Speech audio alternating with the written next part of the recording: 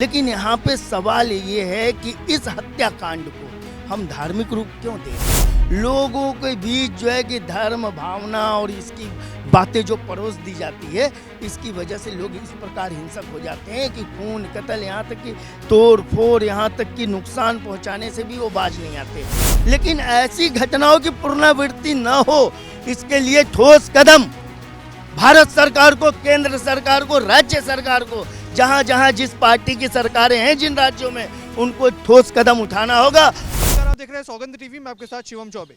बात करेंगे जनता से। उदयपुर में हुए हिंसक हमले में जब एक बच्चे ने दूसरे बच्चे को चाकुओं से गोद कर मार डाला, उसके बाद देश भर से ये आवाज़ें उठने लगी कि धार्मिक एंगल भी दिया गया। जिस तरीके से कन्हैया लाल की निर्मम हत्या की गई थी, उसके बाद इस घटना को भी उससे जोड़कर दिखाया जा रहा है। जनता की राय लेंगे इस मुद्दे पर कि जनता क्या सोच रही है। डाला है, उसकी अस्पताल में मृत्यु हो गई।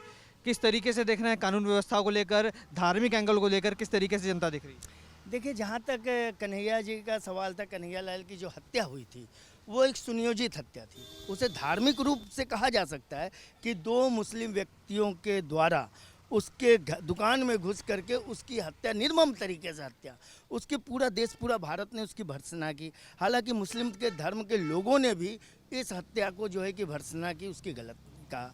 लेकिन जहाँ तक अभी दो बच्चों का सवाल है, दो स्कूली बच्चे जो कि नाबालिग हैं अभी, इनके बीच की जो आपसी जो झगड़े के बीच इस तरीके का जो हिंसक रूप ले लेता है, एक बच्चा दूसरे बच्चे को चाकू से गोद देता है, अंततः उस बच्चे की मौत हो जाती है। लेकिन यहाँ पे सवाल ये है कि इस हत्याकांड को हम धार्मिक रूप क्यों दे रहे हैं? राजनीतिक दलों को भी समझना चाहिए कि ये धार्मिक रूप नहीं है, ये दो बच्चों की हिंसक प्रवृत्ति है।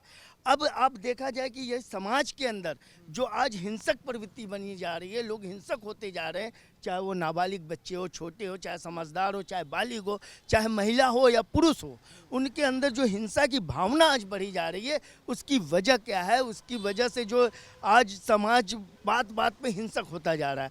आप देखिएगा, छोटे छोटे रेड रोज में छोटी सी गाड़ियों में टक्कर लग जाए, छोटी सी बात हो जाए, लोग हिंसक हो जाते हैं, एक दूसरे को खून कत्ल कर देते हैं। हिंसक होने के पीछे क्या कारण हो सकता है? क्योंकि छोटे छोटे बच्चों के अंदर जब इस तरीके की भावना आती है, हिंसक हमला, वो भी चाकुओं से गोद कर हत्या की जा रही है, क्या लगता है समाज के अंदर ऐसे जो घटनाएं घट रही हैं, कहीं ना कहीं उसका प्रभाव बच्चों पर भी पड़ रहा है? कौन जिम्मेदार है इसके पीछे? बिल्कुल पड़ रहा है। इसके लिए सरासर हमारी सरकार जिम्मेदार है, चाहे वो राज्य की हो, केंद्र की हो, हमारे समाज के लोग हों, हमारे आसपास के रहने वाले लोग हों, वो जिम्मेदार हैं कि हम हिंसक होते क्यों जा रहे हैं, हमारे बच्चे हिंसा की प्रवृत्ति में क्यों आगे जा रहे हैं। आज छोटी छोटी बातों में एक कहीं से घटना हो जाती है, घटना कहीं और घटी, उसका कारण पता नहीं करते कि किस कारण से घटना हुई।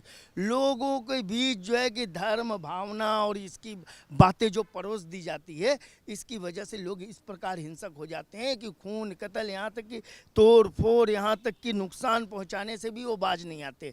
एक सोशल मीडिया पे थ्योरी और चलती है कि इस तरह जब हिंसा फैलती है, लोगों के मन के अंदर हिंसा आती है, तो कहीं ना कहीं पीछे इसके हाथ बॉलीवुड और फिल्म इंडस्ट्री और वेब सीरीज जो आजकल आ रही हैं, जिसपे हिंसा को बढ़ावा करते हुए दिखाया जा रहा है, जहाँ पर खुलेआम इस तरीके के सीन दिखाए जाते हैं, जहाँ पर निर्मम हत्या की जाती है, क्या क्या नहीं दिखाया जाता जो आप घर में परिवार के साथ देख भी नहीं सकते। क्या लगता है इन सब चीज़ों पर लगाम लगानी चाहिए? बिल्कुल, आपका पॉइंट ये बिल्कुल सही है, जिस पॉइंट पे आप चल रहे हैं ये बिल्कुल सही है। मैं आपके इस सुझाव का, इस पॉइंट का समर्थन करता हूँ कि आज जिस प्रकार से हमारे हर लोगों के हाथ में आज मोबाइल है, और वो भी मोबाइल ऐसा है कि मोबाइल पे आप सब कुछ देख सकते हैं। तो सबसे बड़ा कारण आज हमारा ये सेल फ़ोन है, ये मोबाइल है, जिसे बच्चे से लेकर बूढ़े तक, वो लोग तक जो कभी मोबाइल को चलाना नहीं जानते थे, वो भी इसका इस्तेमाल करते हैं। इस पे पोर्न है, सेक्स है, हिंसक चीज़ें हैं, और आंदोलित, एक दूसरे को आंदोलित भड़काने वाली धार्मिक आस्था, फलाना ठिकाना, इतनी चीज़ें हैं इसके ऊपर। सरकार को इन चीज़ों पे लगाम लगाना चाहिए कि ये चीज़ें बंद हो। कितने साल बाद मिली, तब तक तो लोग भूल भी जाते हैं कि ये हुआ। अभी ये कलकत्ता का रेप कांड हुआ, उसको भी कुछ दिन बाद भूल जाएंगे।